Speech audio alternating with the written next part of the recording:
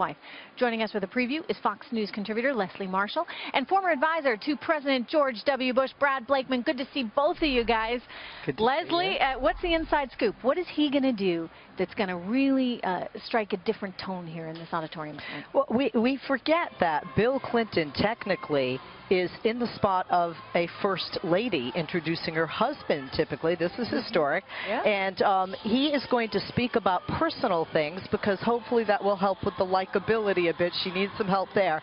But in addition, he needs to make it clear that his administration will not be her administration. He needs to point out the differences. He shouldn't mention NAFTA unless he's going to mention that, you know, I should have listened to her, perhaps. So, you know, she wasn't on board for this. And then I think he needs to also do what he does so well.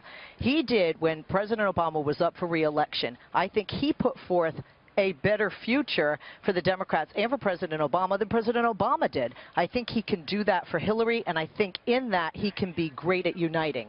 Bill Clinton has pulled out miracles before, and he's writing this. Well, listen, he's writing it himself? He's writing it himself. You know, he's an incredibly gifted speech maker, Brad.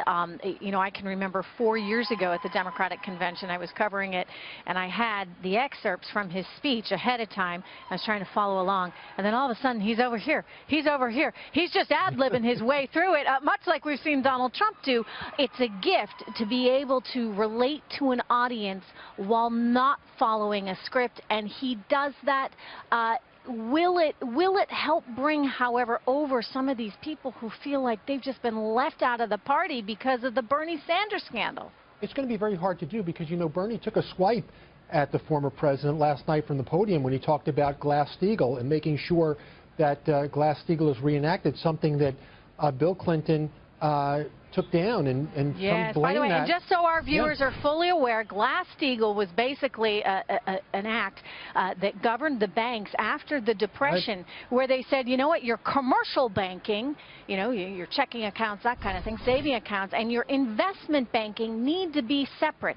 You can't have, say, a Citigroup doing both investment banking and you know, trading, and also be holding all of these checking accounts. And so Bill Clinton came along and he said, no, you'll be able to do it all. Of course you'll be able to do it all. He got rid of Glass-Steagall, which the banking industry wanted. And then, sure enough, years later, we wound up in the situation we were in, where banks took on way too much risk that they shouldn't have taken on. So, Leslie, I mean, there are these things, as you pointed out, NAFTA.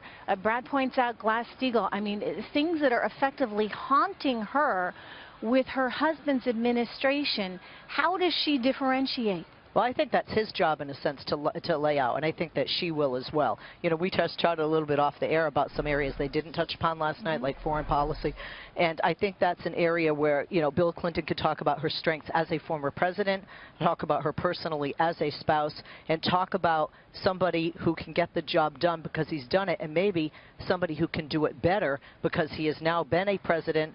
He's looked past the president, say, and seen another president in those shoes, a Democrat in the White House, and really looking at what his wife needs to do. But uniting is key. Seriously, you're still going to have some people out there with the Bernie signs, although at the end of the night I did see Bernie, I'm with her, in the other hand. Wow. Do you think they can do it, Brad? I got 30 seconds. I think it's a big lift. There are going to be two Clinton crowds, the people who knew him in the 90s who are going to take a walk down memory lane, and those younger voters who don't even know who Bill Clinton is, but maybe will like him better than Hillary. All right. Yeah, no, that's the challenge. He doesn't want to upstage her, right?